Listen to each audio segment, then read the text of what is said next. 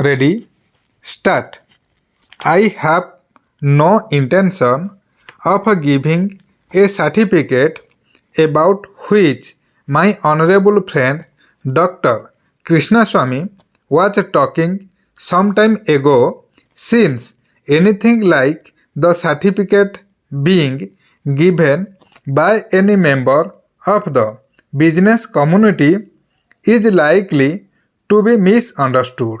But the fact remains that impartial observers, both here and abroad, have testified to the soundness and stability of our finances, which have successfully withstood severe stresses and strains of the changing economic factors, both national and international, and for this the fullest possible credit is due to the wise handling of the situation by our present finance minister. There have been criticisms on both sides. Some have described the budget as pro-big business and something which has brought about a boom in the stock exchange, and as something which has brought about satisfaction in the business circles. The fact is that if there has been any satisfaction, it has been due purely to negative features of the budget and not because any positive relief in any direction has been given to business or industry. It is true that there were certain fears in the minds of the business community that, in view of the expanding and growing needs of the center, the finance minister might resort to certain further additional taxation, and since those fears were not realized, there has been some slight recovery in certain stock exchanges.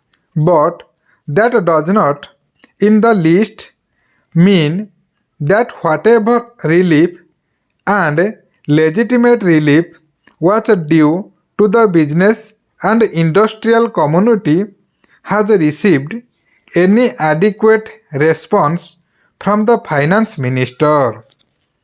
We have got to face the fact that we are at present engaged in the process of development.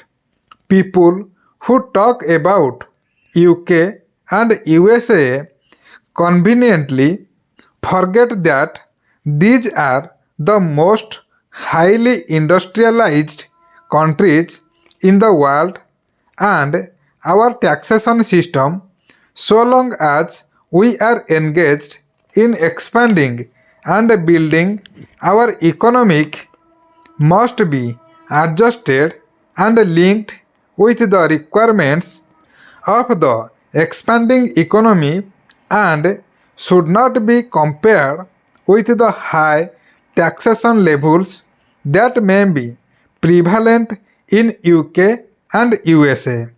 Friends have talked about unemployment, but whether the rising of the direct taxation levels will in any way mitigate unemployment is a question that should be considered. If the finance minister gives substantial relief in direct taxation, I think that might lead to an acceleration in the pace of development.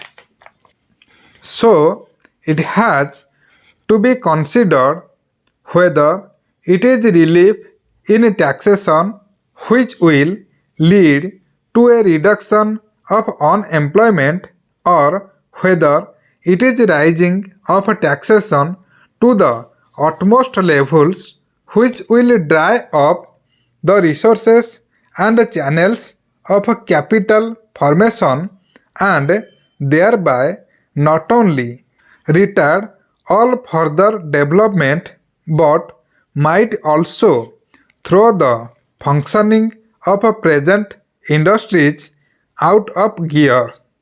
So, my submission is that when the Taxation Inquiry Committee has been appointed, it is only logical to expect that no substantial changes in the taxation structure will be made until the findings of the expert committee are known, until we know the incidence of taxation of the various sectors of our economy. Now, coming to the question of deficit financing, I am afraid that my esteemed friend's attitude was somewhat different from the line of opinion in the business and industrial community. Not that we advocate deficit financing for bringing any artificial rise in prices, but the fact is that those who have criticized deficit financing have not suggested any other alternative or made any other constructive suggestion which will bring about necessary development plans. After all, the fact has got to be faced that whatever program we have set out in the national plan should go on unimpeded by any financial considerations. An assurance has been given by the finance minister that so far as financial resources are concerned, he will ensure that the 5-year plan will not in any way be retarded.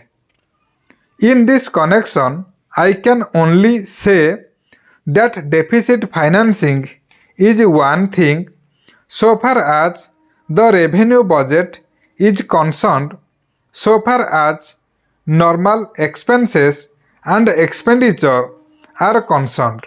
Certainly, nobody would advocate deficit financing, which might be very undesirable. But when it is a question of doing something abnormal, of investing something in productive channels, then certainly some risk has got to be taken, and I think the finance minister has been fully cautious in taking whatever measures he has so far. We know the measures that the government took for constructing money supply about the end of 1950 and certain other measures adopted which brought about a slump.